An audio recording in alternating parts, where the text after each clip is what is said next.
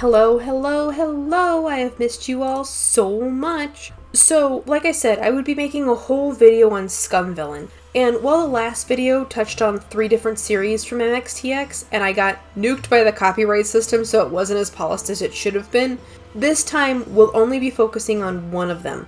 Scum Villian Self-Saving System, the first book series that MXTX graced the world with.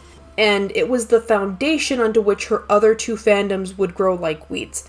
But I want to talk about how wild the whole story of Scum Villian is, from the point of view of a modern, spoiled, empathetic millennial who just got shoved into a danmei China with, demons and, cultivation. Because that's literally the plot of Scum Villian.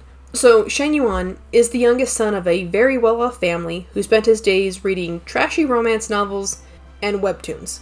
And the only reason he got stuck in this novel is because he got such a hate boner for this novel he read before he got isekai'd into the world he loved to hate. Because he loved the world building and the main character, Luo Bingha, but he hated everything else about it.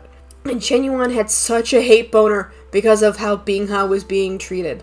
Let me say that again. He was mad because of how a fictional character in a book he was reading was being treated, and he was not about that. Shen Yuan was so invested in Luo Bingha and his happiness that the backstory, the main story, the abuse of the main character, all of it, was just way too much for him. So let's talk about the fact that Shen Yuan is just a guy. I need to stress that. He's just a guy. He's just a regular dude with nothing special about him. Except one thing. He's smart, very much so. So when he lands in the story he was hate reading, he picks up pretty quickly that he needs to get with the program or the system who is super abusive to him. The ever-looming blade of the guillotine that hovers over him will just straight up nuke him back to his deceased body. So he catches on pretty quick. Alright, we gotta play this game. And the sad part is, Shen Yuan is just being reasonable in the whole story because being sent back to a time before cell phones and indoor plumbing, the modern sensibility of compassion is wild and would throw a lot of people off. And I know that sounds stupid, but in ancient China, being kind to someone was reserved for little kids and your wife or your lover or really close family. Bingha is not any of those things when Shen Yuan becomes his scum teacher who used to abuse him. Bingha is 14, so he's a teenager when Shen Yuan starts in on this being nice without pissing off the system bullhonky, which is the whole premise of the novel, right? That's literally the whole premise. Now granted, Shen Yuan still commits to the plot and he suffers for it, oh, that poor boy suffers so much. But once she pushes Bingha into hell, he mourns. He full-on stops eating, doesn't sleep well. He makes a grave marker for a guy he knows is coming back in 4 years to kick his ass. But that's kind of not the point, because Shen Yuan loves Bingha so much that he mourns the kid he never wanted to hurt. And this is where we can now talk about the fact that Shen Yuan being kind, being normal, is what fucks up the whole story. Let me rephrase that. It's what saves the story. He saves Bingha from a miserable life that he would have been caught in because of a toxic masculinity mindset. No, for real. Through the power of closeted gay boy and kindness. He saves the story and the main character. I'm just gonna copy pasta from Wikipedia, but it helps explain the concept of masculinity because, I can't be asked to remember most of the stuff I write or what I say. That's why the videos, when I'm I made a video, is a thing.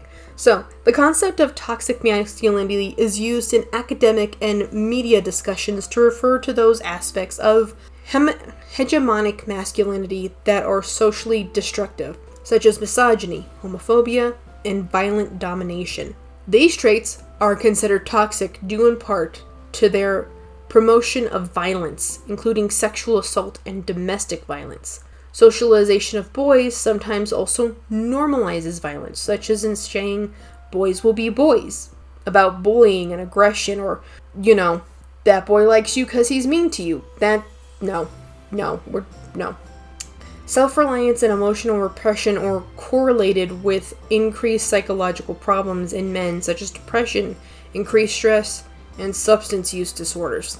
Toxic masculinity traits are characterized by their unspoken code of behavior among incarcerated men, where they exist in part as a response to the harsh conditions of prison life. Other traditionally masculine traits such as devotion to work, pride in excelling at sports, and providing for one's family are not considered to be toxic. The concept was originally used by authors associated with the mythopoetic men's movement, such as Shepherd Bliss.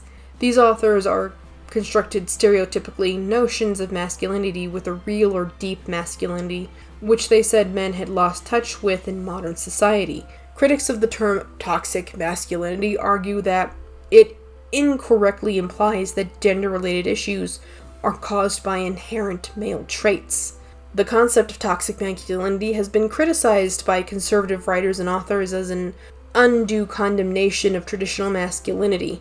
And in January of 2019, constructive political commentators criticized the new American Psychological Association guidelines for warning about harm associated with traditional masculine ideology. But, that is the OG story that Shen Yuan hated hard on about. I am being serious.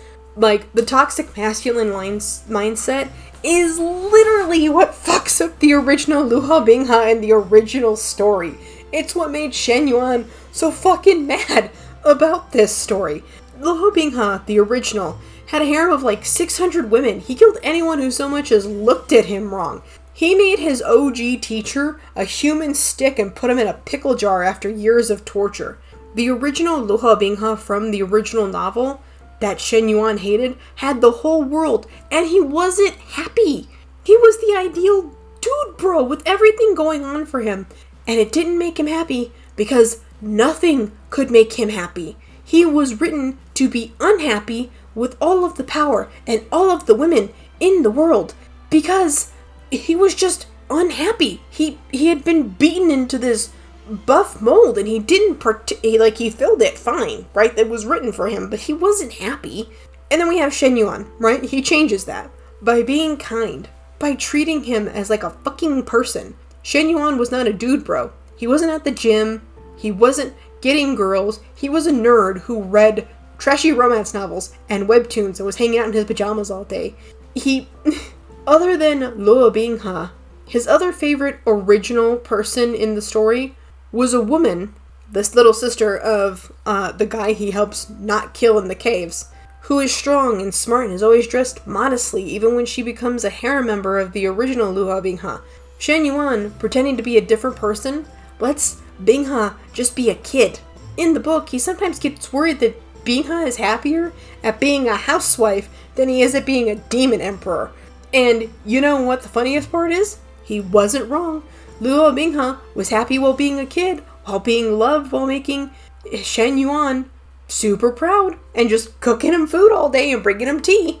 So skip ahead to the push into hell, because I'll be on here all day if I hover. Shen Yuan hated every moment of it, but the other option was going back to die. So he pushed him. That doesn't mean he didn't hate it, he just mourned the kid he loved. The protagonist, he wanted to have a happy ending more than anything else. Like I said in my last video, and I'll say it again here, the idea that tradition and masculinity and the rejection of feminine values is damaging to everyone is also seen in Tailang Jun, which is the father of Luo Binghe, the demon half of his heritage. Because Jun was just a guy who enjoyed human things, which, the other demons poked and prodded and laughed at him at, even though he was the demon emperor.